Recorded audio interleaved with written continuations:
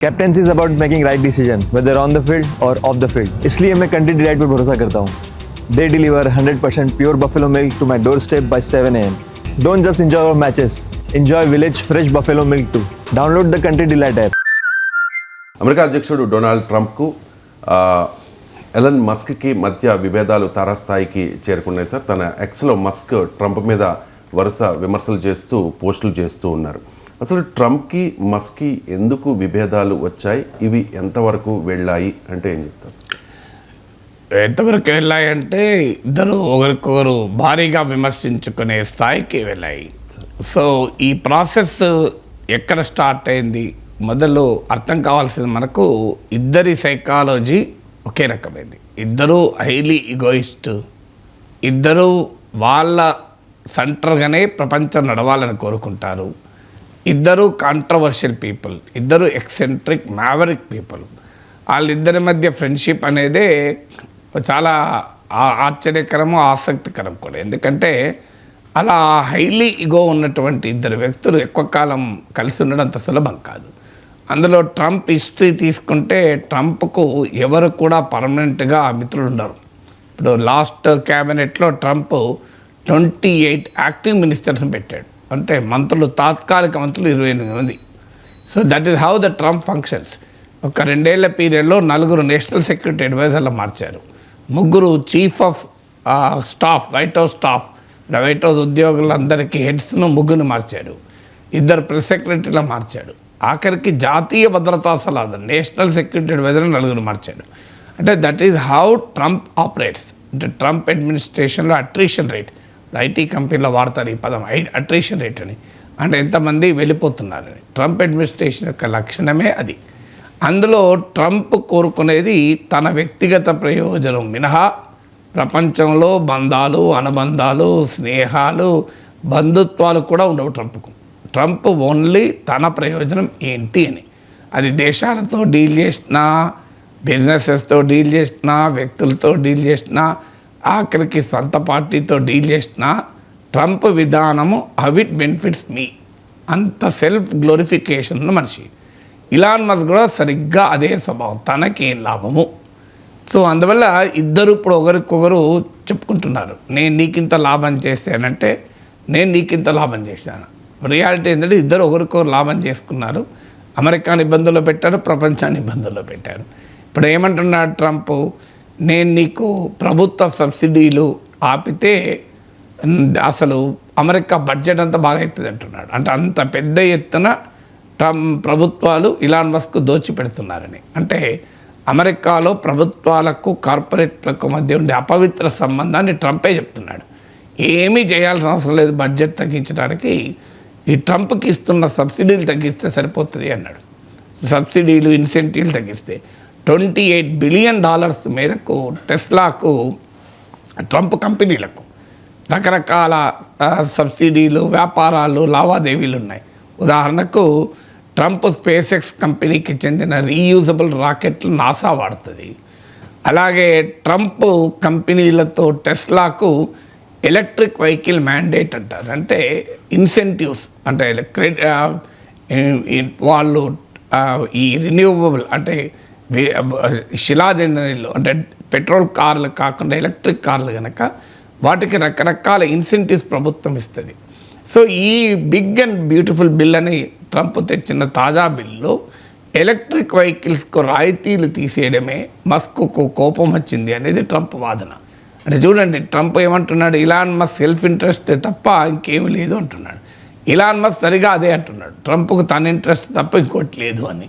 So Elon Musk ఏమంటున్నాడు, ఆ big and beautiful bill నేనే కాదు కాంగ్రెస్ కూడా చూడలేదు, అమెరికన్ లా మేకర్స్ కూడా అది చూడలేదు, దీనికి ఓటు వేసిన వాళ్ళందరూ రేపు ప్రజల చేత చిత్కరించబడతారు, మీరు మూల్యం చెల్లించుకోవాల్సి వస్తుందని ఇలాన్ మస్క్ అంటాడు. ట్రంప్ ఏమో ఆ బిల్లు మస్క్ చూశాడు, ఆ బిల్లు అందరికీ తెలుసు, ఆ బిగ్ అండ్ బ్యూటిఫుల్ బిల్. ఈ బిల్ ఏంటంటే 1000 పేజీలకు పైగా బిల్లు. అంటే పెద్ద ఎత్తున ట్యాక్స్ కట్స్, గవర్నమెంట్ ఎక్స్పెండిచరు, ఇలాంటి అనేక ప్రపోజల్స్ ఉన్న బిల్లు. ఈ బిల్లు ఇలాన్ మస్క్ అక్షరము చూశాడు, ఆయనకి ఎలాంటి అభ్యంతరము లేకుండే. కానీ నేను ఎప్పుడైతే ఈ ట్రంప్ కార్లకు ఉత్పత్తులకు రాయితీలు ఇవ్వనన్నాడు ఎలక్ట్రిక్ వెహికల్. అప్పుడే ఆయన కోపం వచ్చింది. అప్పటిదాకా బ్రహ్మాండంగా ఉందన్నాడు అనేది ట్రంప్ వాదన. సో ఇలా ట్రంప్కు నేను సాయమే చేసి ఉండకపోతే ట్రంప్ గెలిచేవాడే కాదు, డెమోక్రట్లకు దిగువ సభ హౌస్ ఆఫ్ రిప్రజెంటేటివ్స్లో మెజారిటీ వచ్చేది, ఈవెన్ సెనెట్లో కూడా 51-49 ఉండేది అని ట్రంప్ విజయానికి తానే కారణము అని ఇలాన్ మస్క్ అంటున్నాడు.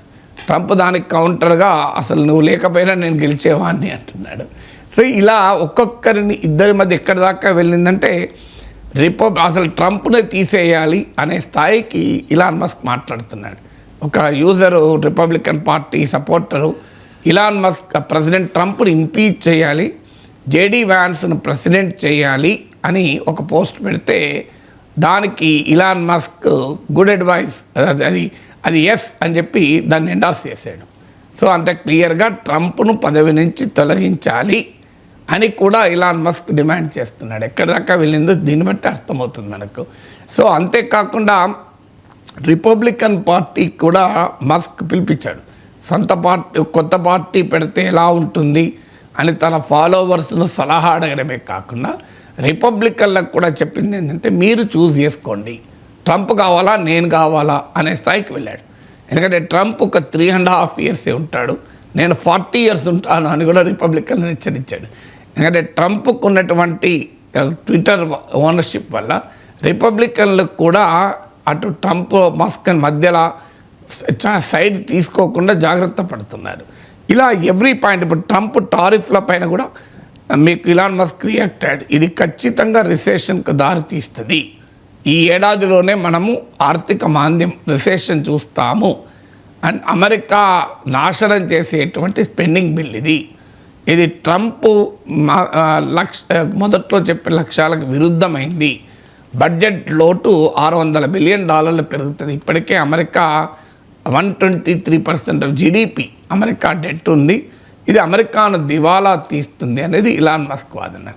లేదు, ఇది బ్రహ్మాండమైన బిల్లు, అమెరికా చరిత్రలో అమెరికన్ పార్లమెంటుకు ఇలాంటి బిల్లే రాలేదు అనే స్థాయిలో ట్రంప్ మాట్లాడుతున్నాడు. ఇక ఈ పర్సనల్ అలిగేషన్స్ ఎక్కడి దాకా వెళ్ళాయంటే ఆఖరికి నేను పెద్ద బాంబు వేస్తున్నా, this is the time for a big bomb అని చెప్పి ట్రంప్ పేరు జెఫ్రీ ఎప్స్టీన్ ఫైల్స్లో ఉంది.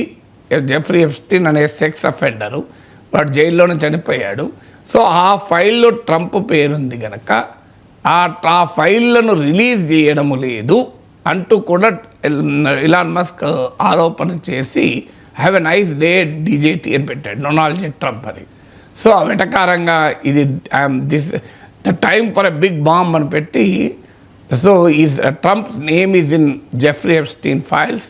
అందుకే జెఫ్రీ ఎప్స్టీన్ ఫైల్స్ను ట్రంప్ ప్రభుత్వం తొక్కిపెడుతోంది, విడుదల చేయడం లేదు. ఇది మీరు ఈ పోస్ట్ మార్క్ చేసి పెట్టుకోండి, ట్రుత్ ఎన్నడో ఒకరోజు బయటకు వస్తుంది అని రాసి have a nice day DJT అని పెట్టాడు. సో ఇక నో హోల్స్ బార్ అంటారు ఇంగ్లీష్లో ఈడియం.